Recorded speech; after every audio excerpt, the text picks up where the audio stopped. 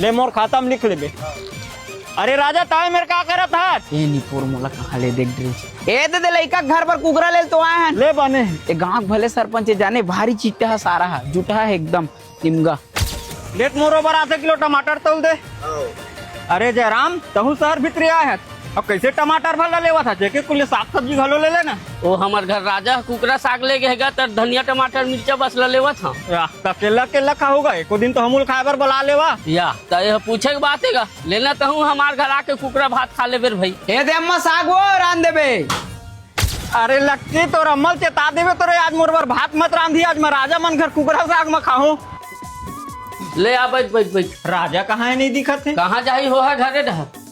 लेते हाथ मुँह धो मैं खाना निकलवात हूँ। हाँ अरे बेटा भात खाबे हवा था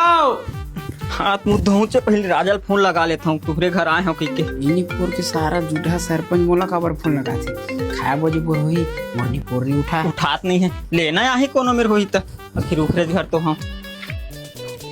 ए पापा का ए सरपंच सारा इतना जुटहा मैं का बता मोर फोन लगा रहा है कुकरी उकरी खाल मिल जाही की के इतना जुटहा इतना चिट्टा सारा हगा और तोर फोन लगा ही तो झन उठाबे ओकर संगति झन करे कर सारा जुटहा के अरे हमरे घर हवा रे हाथ गोड़ धोवा थे चुप गौ तो